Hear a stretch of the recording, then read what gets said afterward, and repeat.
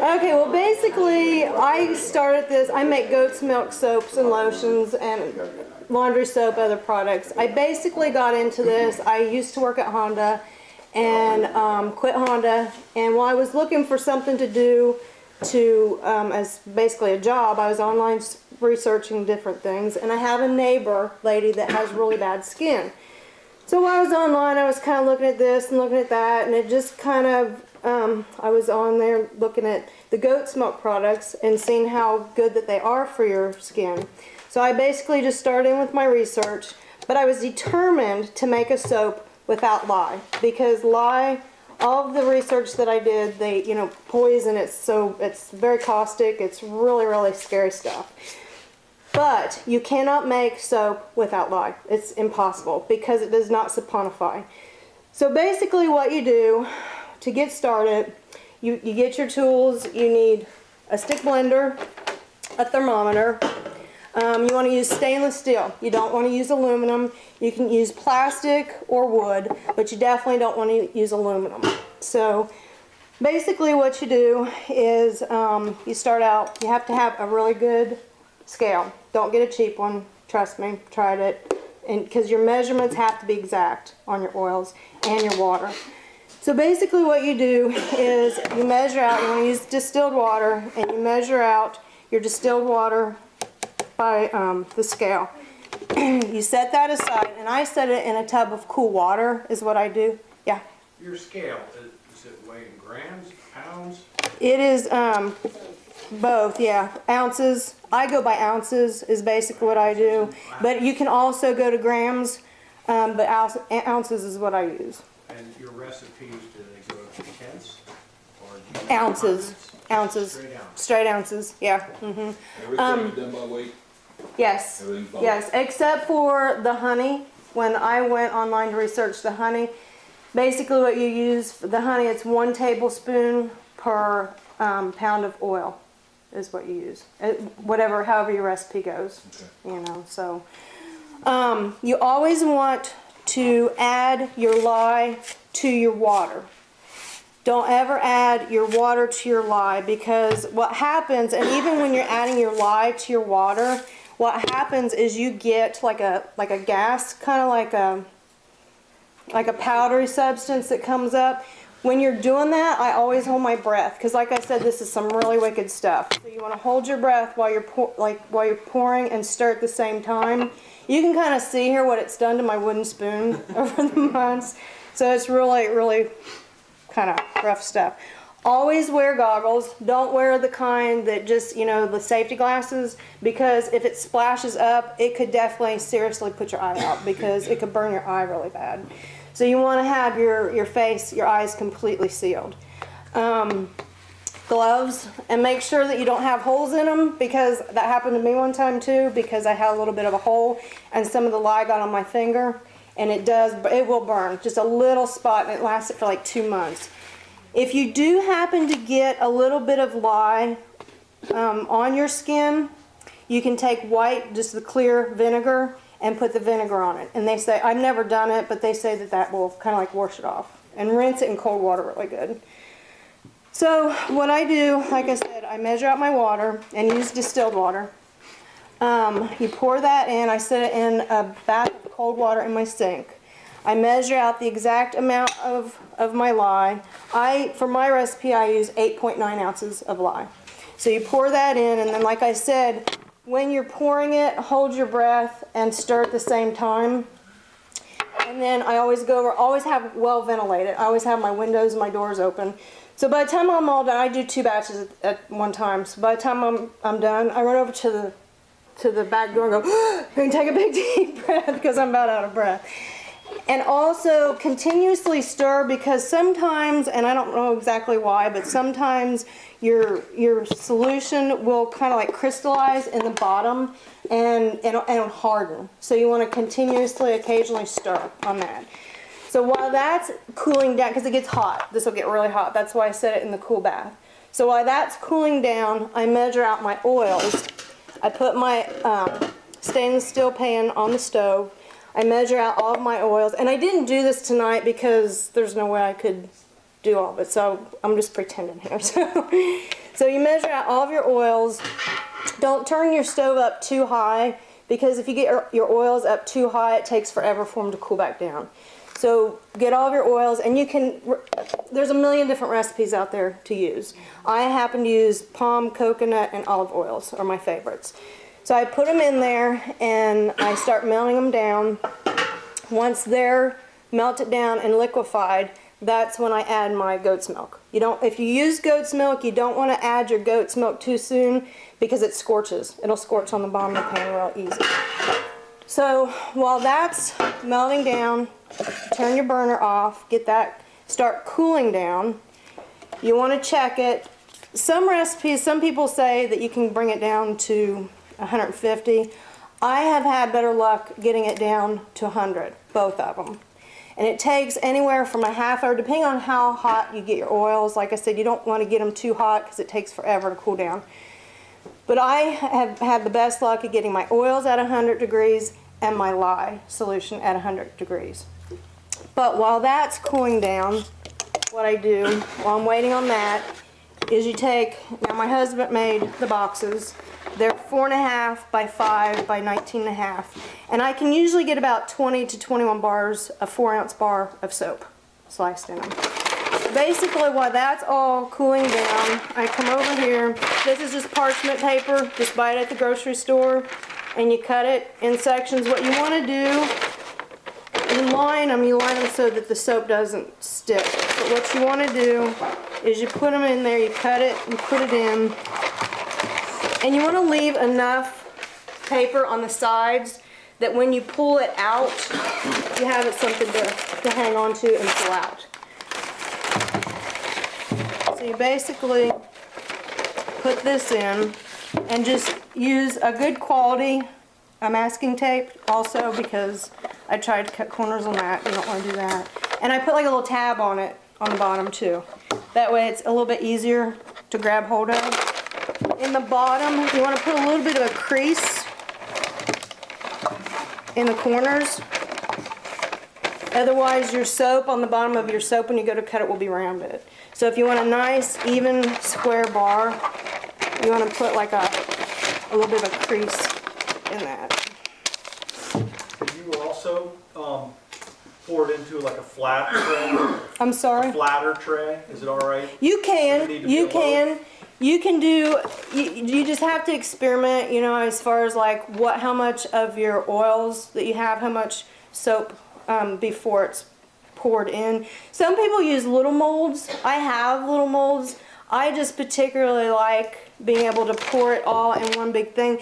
The reason being is because once this chemistry thing does some really weird things sometimes. And when I use essential oils and fragrant oils. The essential oils are a lot easier on me, but when you go to add your fragrant oils, and I only add like 2.5 ounces of them. But when you're stirring it and you get it just about ready, you pour your fragrant oils in, and it can start chunking up really easy. It starts like hardening, like really fast. Sometimes it'll even get like little ricey looking little beads. And in order to pour into little molds, like individual little molds, is a lot harder. So it's a lot easier. What I do basically is I stir really quick, pour my essential or fragrant oils in, and then pour right away. And I've kind of learned which ones give me a hard time and which ones I can take a little bit more time on. If you don't put any fragrant oils in it, it'd be a lot easier for you too, because you could even spoon them out. I have like little cowboy boots and real cute little things.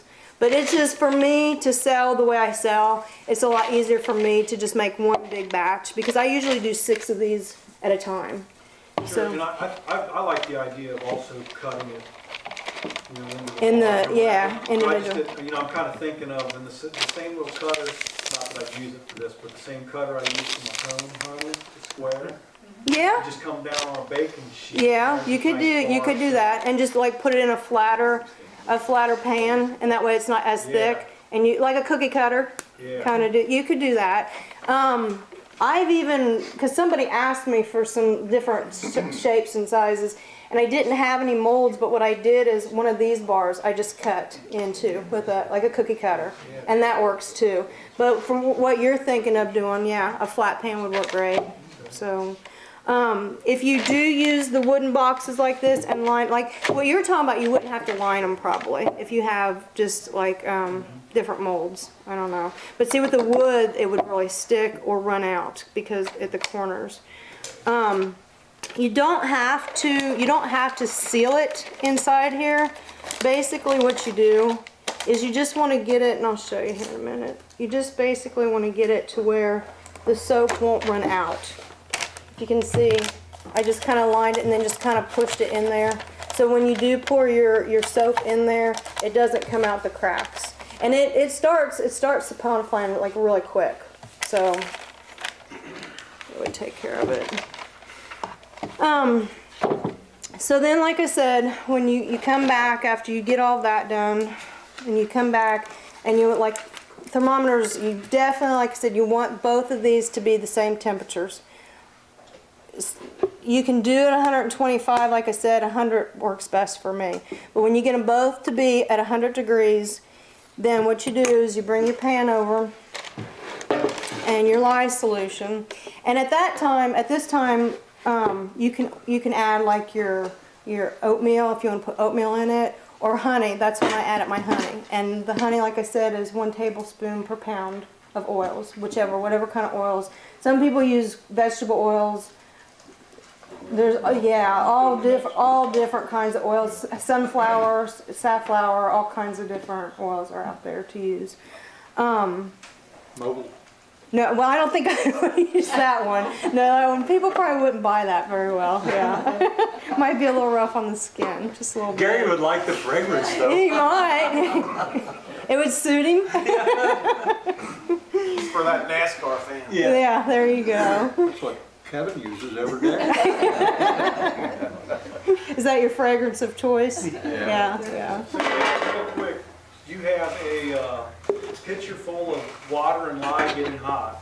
Or It's cooling down now. Cooling down now. Yeah. It's getting hot from adding the lye, or you actually? Yeah, when you add the lye to the water, and like I said too, you don't ever want to add the water to the lye. Yeah, and that's that heats up. I mean, like really hot. What do you do if it gets below 100 degrees? How do you? You're still okay. You're still okay. Yeah. Because I kind of left it one time. Didn't come back to it right away, and it was like about 90, and it was still okay. Just so long as they match. That's what I have found. That's what I found, because I've gotten in a hurry. On the other hand, I've gotten in a hurry before, and like this may have been at maybe 125, and this at 150, and I pour it, and it's like a volcano. Yeah, and weird things happen. So you have that pitcher there prepared, and then you have a steaming stew of herbals. My oils. But it's not steaming. By this time, it's cooled down also. It's down to about 100 also. Yeah. So, they're both at about 100 degrees. Okay. This is my lye solution. I have my oils in here. At that time, like I said, you can add your oatmeal or your honey, whatever different additives. You don't want to add your essential oils or your fragrant oils too soon, because it can take away from the scent. So you want to wait until it's just about pudding-like consistency, and that's when you add your fragrant oils. But basically what I do before I actually start pouring this, I turn my blender on and I get it mixed, all my oils mixed really well with my goat's milk. And it'll kind of be like a creamy kind of looking color. Get that mixed really well, and that's when I pour it. And you can pour it steadily. You don't have to pour a little bit and then a little bit. But you want your blender to be on. You want your blender to be on and still mixing while you pour that. And then you want to just keep mixing for a while. And like I said, sometimes it takes a little bit longer than other times, but you just keep mixing until it gets to what looks kind of like a pudding consistency. And that's when you want to add your either essential or unscented too. I make an unscented, so you don't even have to put anything in that time. But when it gets about to that point, that's when you want to take it out and just pour it into your molds. And you want to just kind of pour it back and forth a little bit, because it is kind of thick. It's not going to just go in there and go out on its own. And then I take a spatula and then I just kind of drag it across, kind of like making a cake, you know, just kind of ice it and just kind of drag it across there. And then you take it over, I put it on my kitchen table. Take it over, set it down, and then I take a spoon when I get back over there and make sure it's all smoothed out really nice. And then you want to cover it up. You cover it up for 24 hours and let it sit. After that time, like I said, that's when you take your tabs off and you pull it out. Just pull it out, like lay it on its side and then just kind of gently pull it out. And then you'll have a big loaf of soap in there. And that's when you can go ahead and cut it. And I didn't bring my cutter. I forgot my cutter. But what I've got is the serrated one that kind of cuts it like that. And I make 4-ounce bars. And then you want to set it on a rack for anywhere from 2 to 4 weeks, depending on what I have found. Like different essential oils that I use, like the lemongrass seems to be a little bit more oily. So you want to let that sit and cure just a little bit longer. When I first got started, I used the what are they called? The little, my mind just went blank. The acid, to test the acid. Litmus paper? Yeah, and check it. But I found, basically everything after 2 weeks, I was pretty much good to go. So I let everything cure at least 2 weeks. If it has like a oily, like I said, the lemongrass, the oily feel, I'll let it set and cure for another week or two. At that time, you can go ahead and wrap them and store them or sell them or use them, whatever. So. When you said cover and you let it set 24 hours, you're covering it with what? Just a towel, a kitchen towel. You want to be careful though that the towel, what I've done in the past before, like if you have a real flimsy towel, it'll get down in your soap. So you want like a stiff towel to where it's not going to lay on top of your soaps. And I always check them because, like I said, when I first got started in this, one day I made 6 whole batches and none of them hardened. And I don't know why. And they all leaked out. I had a mess. So, yeah, it's just kind of, everything is just kind of like trial and error. It's like chemistry class, you know, back in. So I always after about an hour, I kind of peek in at them. I can't stand it to wait, you know, just kind of. And a lot of times too, like the honey, the oatmeal, my oatmeal bar, my normal oatmeal bar without honey is this color. And the honey, what the honey does is it darkens it up. And the honey is definitely a moisture attractant. And I'm sure y'all know that's why they use the honey in the soaps, because it really attracts the moisture. You can use the soaps. I use it for my shampoo. I shampoo with it. The lemongrass bars I use as a dish soap. I don't buy regular dish soap because all the crap that's in regular dish soaps. My hair, like I said, with my hair, I used to use shampoo and cream rinse, and my hair was always frizzy. And then once I started using this, it was amazing the difference that it made. And I use the bar that I have at home. It does have honey in it, honey and neem oil in it, and different essential oils. Hilarious. I have my own goats. I have dairy goats, and I melt my own. Larry uses lava. Straight line. I've never tried. You probably could, but you're not going to get the effect. The reason that you use goat's milk is because it's real similar to the pH in our skin. And it's loaded with vitamins and alpha hydroxy. You might not get the full benefits out of the powdered milk as what you would. I mean, you can try it, but you might not get the full benefits as if it was fresh milk. Now, I freeze mine. Like, I don't have any doughs right now that are milking. What I did all summer is I just froze a bunch up and put it in the freezer. And that way, I can use it in my lotions or my soaps, whichever. What did you freeze your milk in? Just bags, the freezer bags. There's like quart. I've got some in quart size and some in the gallon size. Just the freezer bags. Any trouble with it? When the leaking. No, the adhering to the sides. It kind of separates. No, I've never had. No, when you thaw it out, what you want to do is you want to stir it up or shake it, the bag. Nothing sticks to the bag. I've never really had a problem with it. I mean, there's a little bit of cream. you know, but nothing major on it. Yeah, but like I said, you want to either shake the bag up or pour it out and then stir it up a little bit. But yeah, you get a little bit of a buildup on the bag, but nothing major. Does the honey attract bees? Does the honey? My whole display attracts bees. When I'm when I'm set up at like a farmer's market, all the bees come and visit me. Yeah, that's not the question. Did I answer your question, sweetie? Okay, yeah. And because of y'all, I'm not afraid of the bees. Like everybody else that I set up with, oh, a bee, oh my God, kill it. It's like, no, don't kill it. It's okay. It's all right. What, sweetie? And aren't the scented ones like in the ones with the ribbons? Do what now? You know the ones that are scented, aren't those with the ones in the The bags? the ones that are in the bags, it's the same scent that's in the plain wrapper. They're just in bags because some people like to buy those for like little gifts and stuff. So I put some in bags and then I just plain wrap some. Yeah, it doesn't matter either or. So, and I have samples if y'all would like a sample. The only thing I ask is if you would maybe donate a little something when you take a sample. Okay, that'd be great. Do what? Can I give you a picture? A picture. That's fine. That's fine. And I have some for sale if you like. My soaps are $3.50 each. My lotions are $7, and I have some lip balm for $1.50. I know people have asked, and if if you're interested, yeah. How do you clean up? Because I've always heard not to clean it up in your sink because you'll jam the pipe up. I've never, well, not really, because the lye is used a lot of times for like clogged drains. Yeah, drain up. Exactly. With that being said, I'm glad you asked that question because I was going to tell you too, on your lye that you use, you want to be really careful. I use a food grade lye. I order it off of Amazon. Essential Depot is where I get it from. A lot of the lies, they say, I've read that the Red Devil, they put additives, bad additives in them.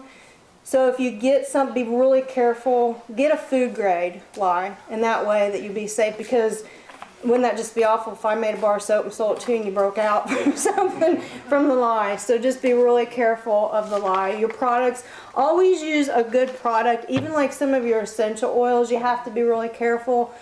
Buy from a reputable company, because a lot of places they'll cut the essential oils and put additives in there, so you're not getting the true essential oil. You want to buy from a company that has certified essential oils on them. Thanks for asking that question, because I was going to make sure I told you guys that. But like I said, just be really careful. Measurements to the T, especially the oil. The water, when you're mixing out, I use 10 ounces of water, and sometimes I'll get like 10.1. That's okay on your water. But your lye definitely has to be exact. And like I said, there's a million different recipes out there. Go online. You can get, what I did is I took like 2 or 3 different recipes, and I just experimented, and I tweaked it, and I came up with my own recipe. And you can do the same thing, or just use one that's already out there. So, I've been wanting to make soap for a long time. I'm going to be selling at my honey booth next Okay. season. And the only thing that's been stopping me is working with the lye. So, It's scary. It is scary. I'm ready to try it now, but I kind of wanted to hear from somebody who's done it. I went into this totally cold turkey, totally blind and totally cold turkey. Basically what I taught myself. I read a lot. I went on YouTube a lot. I watched a lot of different things. I read different articles on the computer. I've got soap books. You basically, like I said, you just have to jump in and you just have to do it. And when you were saying that, it requires lye, I mean, obviously there's people out there making without it, but are you saying that the results are a little more hit and miss when you're doing stuff? You cannot get a hard bar of soap without lye. Well, I mean, I bought a bar from a farmer's It was market. probably like a glycerin, more of like a glycerin soap maybe. Oh, yeah. Okay. Yeah. Okay, so is that more natural than lye? What's the difference between, I mean, are glycerin soaps less desirable? I can't answer that. I really honestly don't know. I know more about, I could tell you anything about goat's milk soap. As far as glycerin soap, I don't know. I don't think they're as hard to make. I think, isn't that more of like a melt and pour, the glycerin? I think the glycerin, am I right? Yes. Yeah. So you don't have all of this involved. Okay, so On the- if I was ready to try it out, do you recommend just going and looking up a soap recipe on the internet and trying that, or? That's is there what I a better did. approach you can No, do? that's 'Cause, you know, I know that basically. ultimately, as you get to understand, everybody's gonna have their secret recipe, so I would. Right. And you're not getting mine. Jason, the key to that soap making thing is just like she done. That's like anything you do out there, and you can sit here and people can tell you to do this and tell you to do that, but till you actually get your hands dirty, and I'll be the first to tell you, she can I verify ruined- this. I would hate to say how many batches of soap laying in our woods. But that's You the just- only way you get yeah. to perfection is you got to screw up a lot Oh, to sure. get there. Yeah. So don't be afraid. that you're gonna- Right. Don't be It's like afraid. winemaking, isn't it? Yeah, don't make 6 batches on my first time. Right, exactly. There is a formulation on the internet. I don't use it, but like if you want to make if you wanted to make 1.5 of these, there's a formulation of percentages of oil to lye, how much lye to use in that particular formula. But like he said, you basically just have to just jump in and do it. It's scary because of this stuff, because of lye. Like I said, I searched high and low for I don't know how long. I was determined to make a hard bar soap without using lye. And it's impossible because it does not saponify. It just does not harden.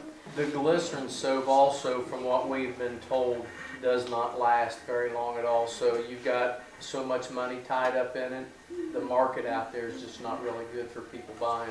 People want, like your product that she makes at $3.50 a bar. I'll be the first to tell you, we'll never be rich. But you have Yeah. to keep it where people can afford to use it. Yeah. Because the people that buy soap and put it in their house to smell good, that's not a good customer. Not that they don't occasionally buy. You want to get it where people can afford to use it. I have about 20 some ladies that work for me at work that's about all they use. Just because it's affordable and it lasts approximately, from what we hear, and I don't poll for us at home because naturally when you do it yourself, you always you're reckless with it. But the people that buy from us, the rule of thumb, they tell me they get between 3 to 4 weeks out of the bar soap. Wow. You want to keep it on a soap saver though, because when water hits this, because it is a soft soap, it really dissipates really fast, really fast. And there's nothing artificial in it to keep it hard. Right. And it also lathers up, right? It lathers That's something that would be tremendous. lacking with the And glycerin. it lathers really well. That's one of the keys to getting homemade soap to lather. If you go anywhere and you have soap that don't lather, you'll be a one-time sale. That's what people automatically think that they've got to have. A lot of soapers will ask $5 for a bar of soap, and that's just, I mean, you got to think about it. You know, who's going to pay $5 for a bar of soap? You know, to use anyway. I So have to take, I think you know the woman who sells it. She's Lori. next to me Yeah. in Lawrenceburg, and I watch her make it, and she tells me how she struggles trying to keep up, and she moves like all her soap down there. yeah. I sell really well at my farmers markets too. I think more people nowadays are becoming more health conscious, and they realize that it's not artificial. There's not a lot of weird chemicals in it, that it is a lot better for you. Because if you think about it, our skin is the biggest organ of our body. You know, and everything goes into our skin. So, I mean, you go using a lot of weird stuff on your skin, you're absorbing all that. So. That makes you weird. Did you have a question, huh? Yes, I am not a goat farmer, so where would I get goat milk? That'd go fine. I'm actually got a boat. I found a farm, somebody who has goats right around the corner from me, and I talked to him one day, and I asked him, can I get some goat's milk? And he said, yeah, just hit me up, and if I got it. You know, so some people are willing to come off a gallon or two. What would you want? What's a typical? You're not using a gallon in a batch of soap. I use 8 ounces. Okay. Yeah, half a pound. When you're melting your oils, you really don't have to do that though. I mean, because oils, I'm sure you're aware of, melt really fast. You know, especially like coconut oil melts really fast. And basically what I do is I turn the stove on just to get it hot and start melting them, and then I turn it off and put the lid on. Because if you do leave your stove on and if you leave your stove on the entire time you're melting those oils down, it's going to take forever for your oils to cool back down. So, and I have been known to set this out in the snow to cool it down and go a little bit faster. Yeah, exactly. Come on, I got work to do. Yeah, so I mean you can do that too, you know, or set it in a tub of ice or cold water bath. Either or. So when you start your oils, do you start your oils first or your lye first? I mean, which one cools faster? I start my lye first because the lye you can't regulate at all. You basically you pour your lye in your water, and that just takes the only way of regulating is, like I said, to put it in some cold water bath. With your oils, you can regulate them a lot easier by just the controls on there. And it also helps to break up your oils. Like when I make a batch, like this whole thing will be like mounded up with, like, say, coconut oil. So when you pour it in there, if you kind of like break it up, that helps melt it down a lot easier, a lot faster too. And what you can do, I've done this before too, when I'm really paying a lot of attention. When I have the stove on, is just watch it, and if it gets up to about 125, then turn it off, take it off the burner, and put the lid on it. You know, I mean, you can do that too. Just really monitor a lot better, a lot easier. I'm usually trying to do like wrap the boxes or, you know, do different things in between to kind of save time. But yeah. And the longer your soap sits, the better it is, because it does get harder. So the longer it sits, the harder it gets, so the longer it will last in the shower also. With the equipment you're showing us right now with the pans and what you use for the lye, that makes 1 or 2 of the boxes. One. And you get how many boxes? I get approximately 20 to 21 bars of soap, 4-ounce bars out of that. Yeah. Like I said, I have two, I've got 2 of these and 2 of these, so I've got 2 going at the same time. That way I can whip up 2 batches, clean everything up, and then get started and go back again. And like I said, you don't have to use the wooden boxes. They sell some like expensive little boxes that have little latches on them that you don't have to like pull the paper out, you know. They just open right up. But, you know, I mean, economy-wise, that's so much cheaper. So. Are you washing out into a septic system, or are you on a Septic. Any troubles with all that down there? No. But like I said, when there's not a whole lot of soap left in here, because I want to get every ounce, because that's money for me. So when I'm pouring, after I get done pouring out, I take my spatula and just really scrape, just like you're making a cake. Just really scrape everything out really well, and you don't have a whole lot of soap left up to gum your system up. You know, you brought this up earlier on. I hate to keep talking about the That's lye, okay. That's okay. but you can't emphasize enough. You cannot use anything aluminum. No. The lye No, will completely you're right. eat the aluminum up. Thank you for saying that. Yeah, nothing aluminum. Nothing aluminum. Well, I mean, you see what it's done to my wooden spoon after several months of using it. So the aluminum, it just eats it immediately. I use lye to clean steel parts. Oh. And I had some aluminum parts that was mixed with the steel parts, and I bring it up to a boil and let it simmer for an hour. At the end of that hour, and I use just maybe for 20 gallons of water, maybe about half that much lye in it, there was nothing left of the aluminum. It completely No kidding, totally ate it aluminum, completely up. dissolved it. Wow. So you cannot use anything. It's wicked. It I'm is. telling you, it's wicked stuff. And like, they don't even recommend, like on your stirring stuff, they recommend nothing but wood.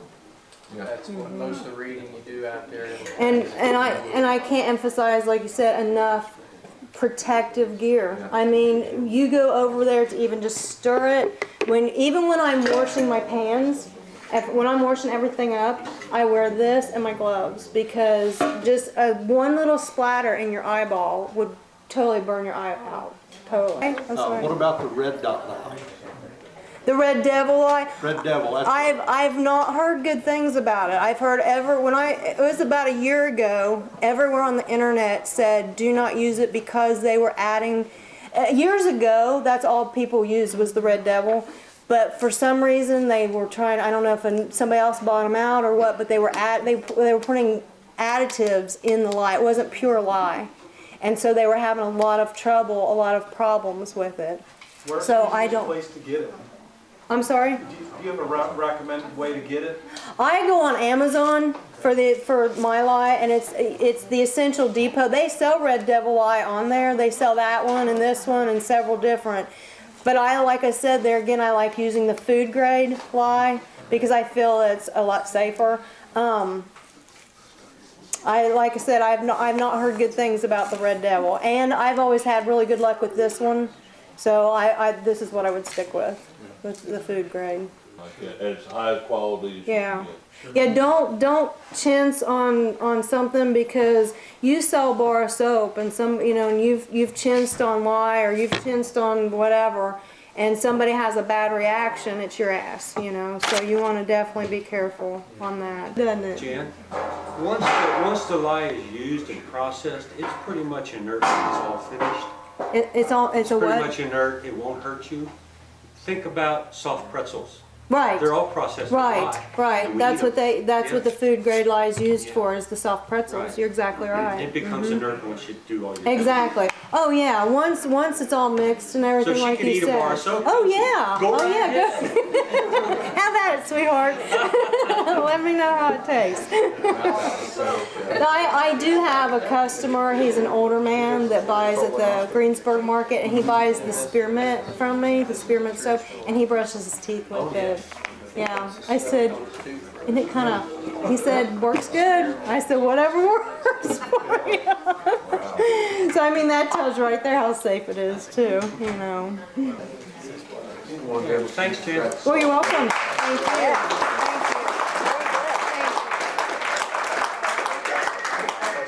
All right, everybody can go visit Jan's soap sale.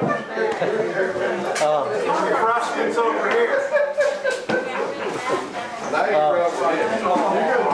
About a month or so ago, we had a wine tasting, and Mike missed it. Anyway, Mike brought some mead over, and he's willing to pass it. I didn't have labels for it. He's more than welcome to That do one's so. got oatmeal and honey in that one.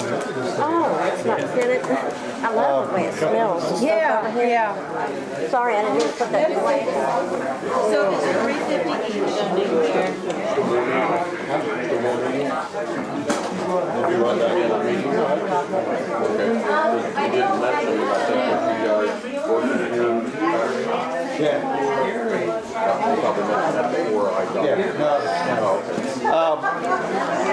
I would like to announce that we do have a work day this Saturday. Anyone that has any equipment they want to assemble or learn how to make it, show up Saturday morning and we'll do that. What time you start, Garrett? Pardon me? What time you start? 8, 6:30? 7. That's right, you're the one rider, aren't